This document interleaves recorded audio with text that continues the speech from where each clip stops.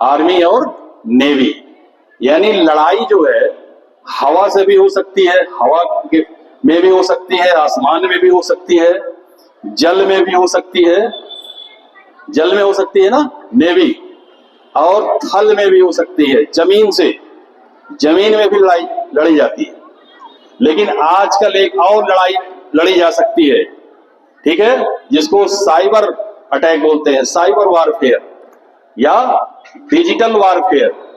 जैसे आपने सुना होगा किसी ने कंप्यूटर को हैक कर दिया है ना, किसी के अकाउंट से उसके बिना मर्जी के दूसरे के अकाउंट में पैसा चला गया।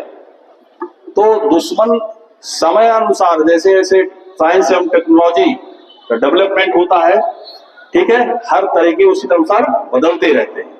तो बदलते परिवेश में साइबर अटैक भी हो सकता है, आपका मोबाइल ठप हो जाए, काम करना बंद हो जाए, बहुत सारी चीजें उससे क्या होंगी, बंद हो जाएंगी अपने आप। आपका रेलवे कम्युनिकेशन जो है, ट्रैफिक, रेलवे ट्रैफिक, अगर वो कंप्यूटर से आधारित है, सोचो, तो अगर वो बंद हो गया, सारी रेलवे ट्रैफिक क्या हो जाएगी, जाम हो जाएगी। तो इस तरीके का भी भविष्य में अंदेशा हो सकता है, साइबर अटैक भी हो सकता है। तो मैं ये तीनों सेनाओं के साथ साथ मैं चौथी आर्मी के बारे में बात कर रहा हूं। चौथी आर्मी क्या है, वो है सिविल डिफेंस, नागरिक सुरक्षा। नागरिक सुरक्षा, नागरिक सुरक्षा ऐसी व्यवस्था है, ऐसा सिस्टम है जो किसी आपदा, मानव जनित आपदा, प्राकृतिक आपदा में सक्षम बनता है, सक्षम बनाता है, लोगों को लड़ने के लिए योग्य बनाता है, अपने अंदर कुछ कौशल पैदा करता है, ठीक है, प्रतिरोधक क्षमता पैदा करता है, ताकि हम उस डिजास्टर से, उस बाढ़ से, उस हवाई हमले से, भूकंप से बच सके और दूसरों को बचा सके। तो इस क्रम में मैं आगे बढ़ते हुए बताना चाहूंगा आपको कि एयर रेड वार्निंग सिस्टम,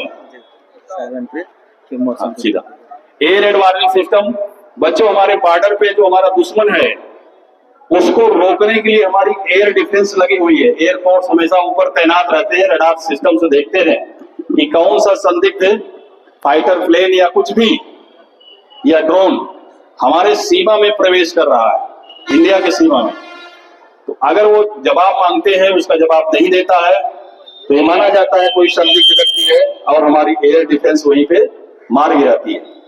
इसके बाद अगर उसके लक्ष्य में, उसके भेदन में हमारे कोई शहर आते हैं, अगर बम्बार्डिंग, सपोज करो युद्ध हो रहा, उस परिस्थितियों में कोई बॉर्डर पे कैसे क्रॉस करेगा, इधर भी अलर्ट रहेंगे लोग।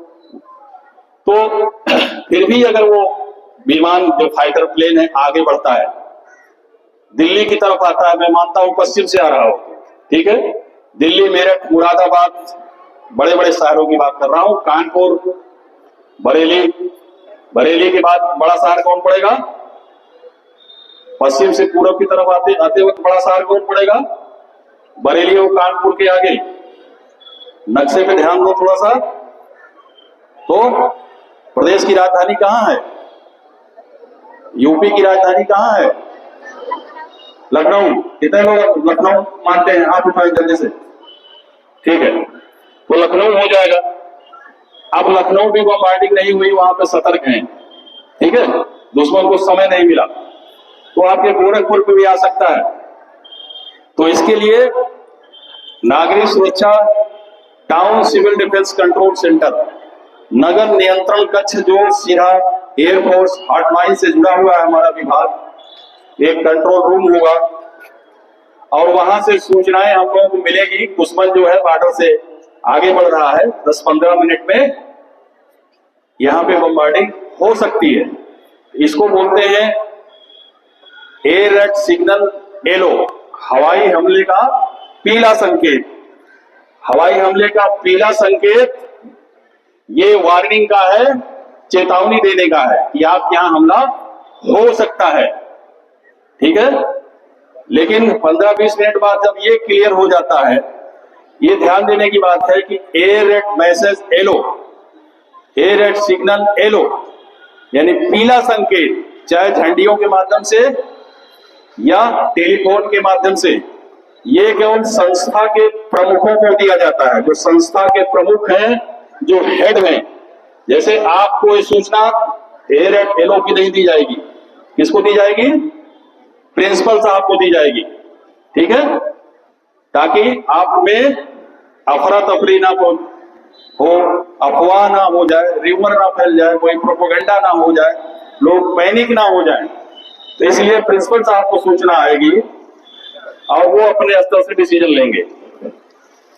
इसके बाद जब इमीडिएट रिएक्शन करना है आपको, फिर आपके पास कोई समय नहीं है, तो आपको सूचना मिलेगी ए रेड, मैसेज रेड, हवाई हमले का लाल संकेत, हवाई हमले का लाल संकेत। लाल संकेत का मतलब इमीडिएट रिएक्ट करना है हमको, तत्काल हमको कार्रवाई करना है, ठीक है। हवाई हमले के लाल संकेत में कैसे आप जान पाएंगे? आपके कानों तक 2 मिनट तक ऊंची नीची आवाज में सायरन बजेगा। 2 मिनट तक ऊंची नीची आवाज में 4 से 6 सेकंड की फ्रीक्वेंसी पर, कभी तेज होगा कभी धीमा होगा। इसका मतलब ए रेड सिग्नल रेड मिल चुका है। अब हमें सुरक्षित जगह जाना है, पनाह ले लेना है, बंकर में चले जाना है, ठीक है। बंकर, ट्रेंच, ठीक है, शरणगृह, यानी आप स्कूल कॉलेज में हैं तो आप मजबूत किसी बेसमेंट में चले जाएं, बेसमेंट ना हो तो ऐसे कमरे में चले जाएं जो खिड़की दरवाजे सब बंद हो, खुला ना हो कहीं, ऐसे जगह पे तुरंत जा करके शिफ्ट हो जाए। और सपोज करिए आप ग्राउंड में हैं, आपके पास समय नहीं मिला, तब क्या करेंगे? समय नहीं मिला तब क्या करेंगे? उसके लिए आपको ओपन स्पेस में अगर रहते हैं तो शेल्टर कैसे लेना है, ठीक है। ओपन स्पेस में कैसे रहते हैं, शेल्टर कैसे लेना है आपको। अगर उस तरीके से शेल्टर लेंगे तो आप 50% अपने जीवन को बचा सकते हैं, ठीक है। तो अब मैं एक आदेश करूंगा इधर कि वो आपको ए रेड सिग्नल, हवाई हमले का लाल संकेत बजाकर बताएं और जो है शेल्टर मिले तुरंत, ठीक है। हमारी टीम हमारे साथ केशव मल्होत्रा डेमोन्स्ट्रेटर और पारसनाथ मौर्य, आप लोग जो है सायरन बजाएं और शेल्टर लें, बच्चों को बताएं। चालू करिए। बच्चों ये बताना चाहूंगा कि एक वैकल्पिक व्यवस्था है। ये हमारे पास इलेक्ट्रिक सायरन लगे हुए हैं जिनकी आवाज ये बिल्डिंग के टॉप पर लगा देंगे तो 3 से 5 किलोमीटर की रेंज में जाएगा अगर ऊंचाई पे लगा हुआ है। शहर में कई जगह लगा हुआ है, क्योंकि आपका अभी शहर से बाहर है आप लोग, तो यहाँ ये चीजें नहीं होंगी, ठीक है। अभी ये भारत सरकार जनपद स्तर पे भी व्यवस्था कर रही है नागरिक सुरक्षा। अभी सभी जनपदों में इसी घटना के बाद हमारे माननीय मुख्यमंत्री महोदय के आदेशानुसार सभी जिलों में नागरिक सुरक्षा विभाग खुल गया है, ऑर्डर हो गया है। तो इसके लिए आप जो है हमारे प्रदेश सरकार के लिए क्लैपिंग कर सकते हैं, तालियां बजा सकते हैं।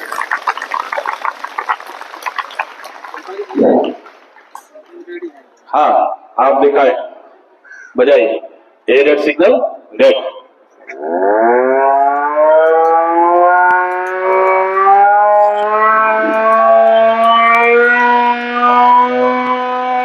इधर आ जाओ, तुम भी ऐसे करो, ऐसे करो जैसे कि यहाँ को करना है। तो ये आगे वाली लाइन, केवल आगे वाली लाइन, केवल आगे वाली लाइन, ठीक है, बहुत अच्छा, बहुत अच्छा।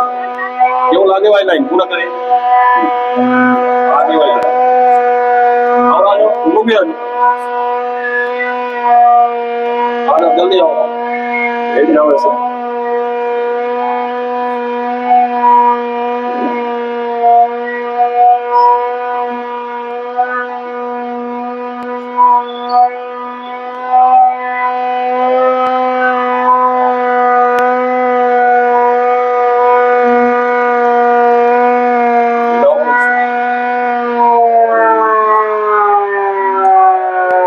खतरा है, खतरा तुरंत है। अब हमें समय नहीं हमारे पास है, और अगर हम कहीं भी रहते हैं तो हमें शेल्टर में जाना है। शेल्टर का मतलब सुरक्षित स्थान, और सबसे सुरक्षित स्थान सपोज करो कि ये हाई एक्सप्लोसिव बम, जिसमें ट्राइनाइट्रोटॉलुइन एक विस्फोटक पदार्थ होता है, वो प्रयोग किया जाता है। फिर भी लेकिन अगर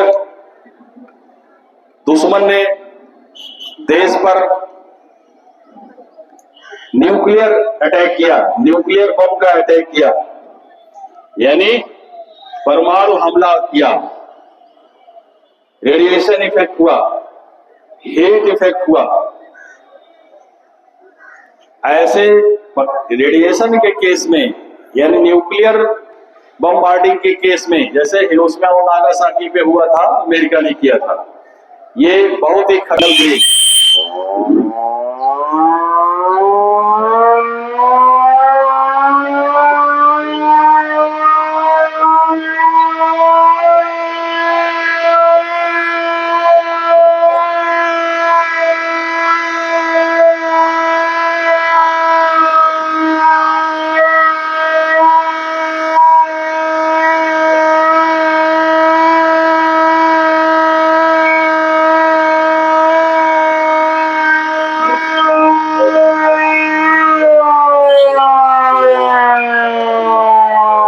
बच्चों देखो, हमारे बीच में उप नियंत्रक deputy controller civil defence Gorakh